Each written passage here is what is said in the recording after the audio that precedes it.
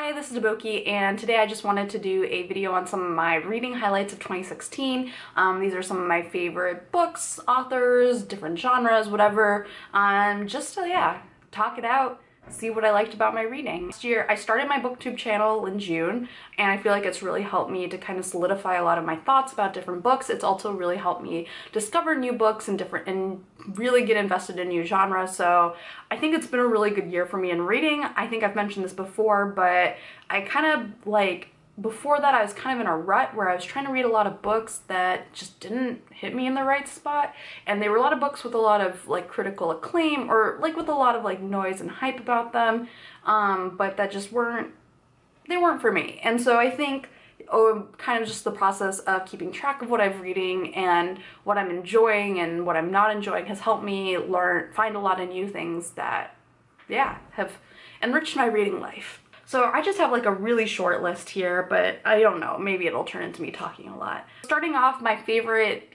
authors that I found this year, one is a romance writer, and this is Sarah MacLean. I think I have just finished reading pretty much all of her books.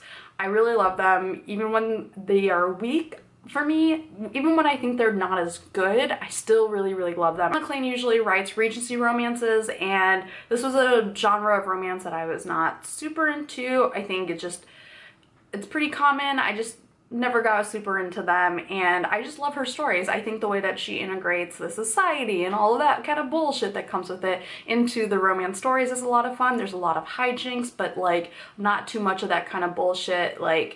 If only these two people would have a conversation, all of this would be fixed, kind of hijinks. And the way that those characters from different stories, their lives kind of weave in together is a lot of fun as well. My other favorite author for the year is really more just I think if there's an author I needed to read this year, this would be the right one. So this is Joan Didion. I started reading her because I think a podcast that was kind of talking about the clusterfuck of 2016 brought up Slouching Towards Bethlehem, and it just really felt like a book that hit me at the time that it needed to hit me. It was the first book of hers that I've read, and her writing style is half infuriating, half wonderful, and so the combination I just really like. Infuriating, wonderful, I guess. I don't know. So yeah, I'm now going through kind of my cliche Joan Didion heroine phase. Favorite new genres? There's three main genres that I started reading this year kind of in more earnest than I have before. The first is poetry, which I really enjoyed. There's I read Citizens by Claudia Rankine, Ariel by Sylvia Plath, and Warson Shears, Teaching My Mother How to Give Birth. I'm working on Milk and Honey by Rupi Kaur. So I'm discovering how to read poetry, or I'm kind of relearning how to read poetry. So it's still a journey, but I'm enjoying it. Dealing with figurative language like that is very much out of my comfort zone, and I am learning a lot. The other two genres that I think I've been reading more earnest are historical fiction and nonfiction, and partly this is due to me watching Hamilton, which got me really interested in the American Revolution. So nonfiction, I think, I listened to the audiobook for Washington by Ron Chernow. Historical fiction, there was the Renegades of the Revolution series, which I liked the first one and didn't finish the second one, so mixed feelings. And then I really loved Blind Spot, which is pre-revolution. I've also, with nonfiction, outside of the revolution, there are We Were Feminist ones, which I really loved. Columbine, Making of Asian America. I think I've just gained deeper appreciation for the work that goes into nonfiction and kind of what I can learn from it. Because there's so much information online, sometimes it can seem like nonfiction does not have as important of a place because you can just go to Wikipedia and learn some of this stuff. Writing nonfiction is really difficult. You have to take in a lot of different sources, come up with a coherent thesis, come up with really interesting writing for it. So I have a much deeper appreciation, I think, for the work that goes into both investigating and writing on these topics. So going on from that, my favorite nonfiction of the year is probably Making of Asian America by Erica J. Lee.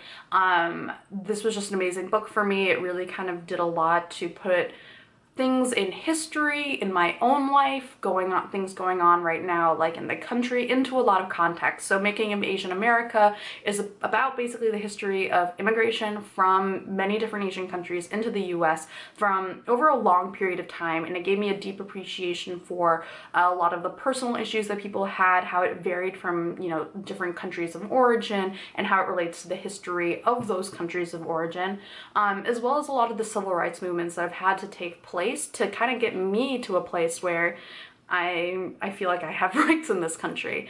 I think it also kind of reaffirmed some of my own frustrations with how people talked about the election and the results of the election. It really, I think it's a book that I'm still kind of processing, that I want to reread, and whose influence I think will have a long-term effect on my perspective of this country and myself in it. Favorite romances? So first off, because I'm talking about Sarah McLean a lot, Never Judge a Lady by Her Cover, which is the last of this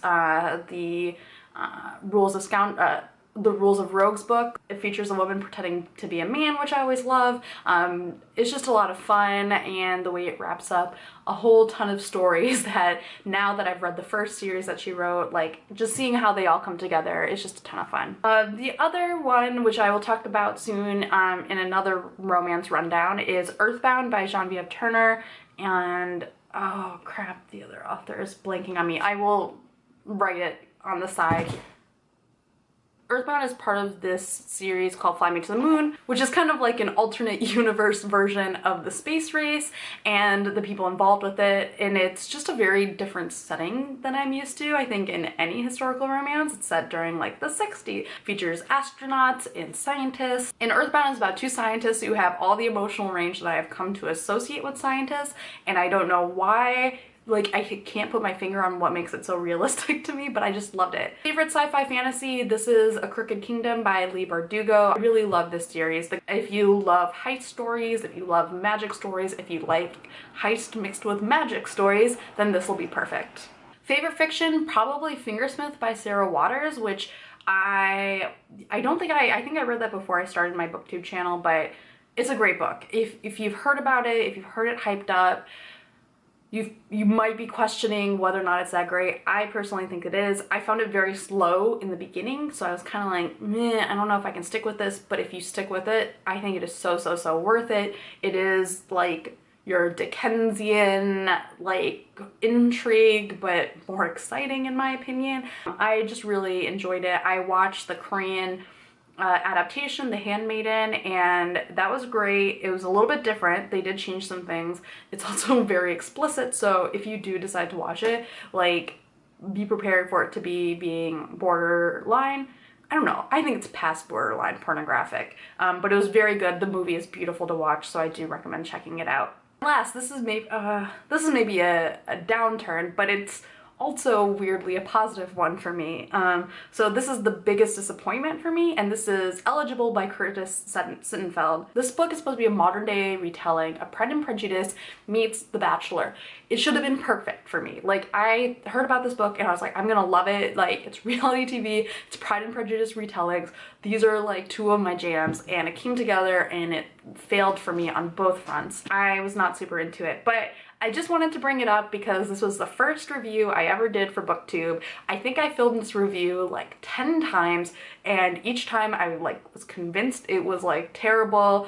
I think the final product is still terrible. I think it's a really long review, unnecessarily long, but I just wanted to highlight it because even though as a book it was one of my biggest disappointments, it is the very first video that I've posted on this channel, and I'm really happy about that. Even though also, to be honest, it's probably a terrible video. Sometimes you can make a positive thing out of a disappointment. I guess that is the lesson probably of the entirety of 2016, hopefully. So yeah, let me know, like, if you read any of these books, what your favorite, did you discover any new genres in this past year? Did you find any new authors?